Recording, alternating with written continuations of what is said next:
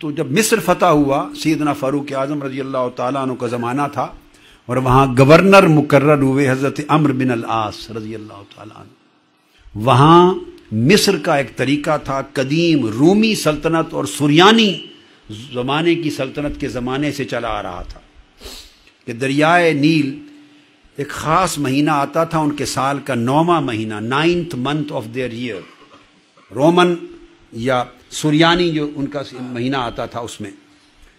تو وہ پھر کیا کرتے کہ ایک نوجوان لڑکی خوبصورت، اس کو خوبصورت زیور پہنا کے، کپڑے پہنا کے، سجا کر دلہن بنا کے اس دریا میں غرق کرتے تھے، ڈبوتے تھے۔ تو دریا خشک رہتا تھا، جب ڈبوتے تھے تو اس کے بعد دریا میں پانی آتا تھا۔ یہ فضول جھوٹی رسم ایک سال ہا سال سے چلی آ رہی تھی، سینکڑوں سالوں سے چلی آ رہی دریائے نیل کی۔ اسلام نے فتح کر لیا مصر، گورنر آگے عمرو بن العاص رضی اللہ تعالیٰ عنہ، دریا خشک ہو گیا۔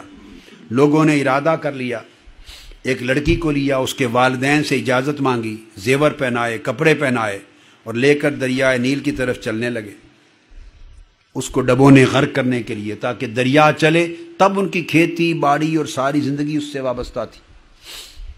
حضرت عمرو بن العاص رضی اللہ تعالیٰ عنہ کو خبر ہوئی، انہوں نے فرمایا خبردار، یہ ظلم سب اسلام نے ختم کر دی، اب یہ ظلم کسی جان کو تلف نہیں کر سکتے، اس کی اجازت نہیں۔ وہ کہنے لگے کہ اس کے بغیر تمہارا دریائے نیل چلے گا ہی نہیں۔ انہوں نے کہا صبر کرو، میں امیر المومنین سیدنا فاروق اعظم رضی اللہ تعالیٰ عنہ کو لکھتا ہوں۔ سیدنا فاروق اعظم کو پیغام پہنچایا گیا کہ میں نے روک دیا ہے اس دوشیزہ جوان بیٹی کو قتل کرنے سے، جو دفن کرنا تھا، مارنا تھا، روک دیا۔ دریائے نیل نہیں چل رہا، لوگ پریشان ہیں۔ سیدنا فاروق اعظم رضی اللہ تعالیٰ عنہ نے دریائے نیل کے نام ایک خط لکھا۔ He wrote a letter addressing to the river Nile. He addressed it. لفافے میں بند کر کے بھیجا اور کہا کہ عمرو بن العاص، جب یہ خط پہنچے تمہارے پاس تو یہ خط دریائے نیل میں گرا دینا۔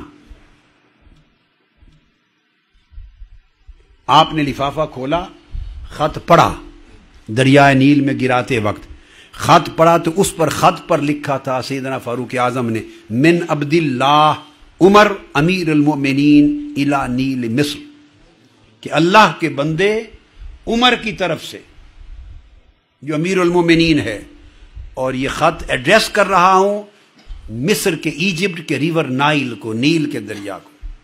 اور پوچھا اما بعد فإن كنت انما تجری من قبلک فلا تجری وإن كان اللہ الواحد القہار هو الذی یجریک فنسأل اللہ ان یجریک۔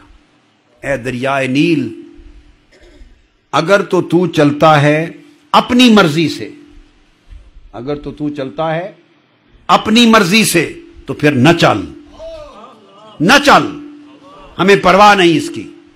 اور اگر تجھے اللہ چلاتا ہے تو پھر ہم اللہ سے سوال کرتے ہیں کہ تجھے چلا دے۔ یہ خط لکھا انہوں نے، فَأَلْقُوا الْبِطَاقَةَ فِي النِّيلِ، یہ خط اٹھا کر رات کو، ہفتے کی رات تھی، دریائے نیل میں ڈال دیا۔ صبح اٹھے، ایک ہی رات میں 16 گز دریائے نیل کا پانی اوپر اٹھایا، ایک رات میں، اور خشکی ختم ہو گئی۔ اب یہ کیا تھا؟ دریائے نیل کو خط لکھنے کا کیا تعلق؟ اس لیے کہ جب اللہ سے تعلق بن جاتا ہے اور اعتماد و تعلق اور توکل قائم ہو جاتا ہے اور اللہ کو آنکھوں کے ساتھ دیکھتے ہیں، تو پھر وہ کہتے ہیں کہ اگر تو مرضی سے چلتا ہے یا میرے اللہ سے چلتا ہے، حکم سے۔ ہم اللہ سے کہتے ہیں، جیسے آنکھوں کے سامنے کسی کو دیکھ کر یقین آتا ہے، وہ پھر اللہ کی بات اس طرح یقین سے کرتے ہیں، یہ کیفیت ہو جاتی ہے۔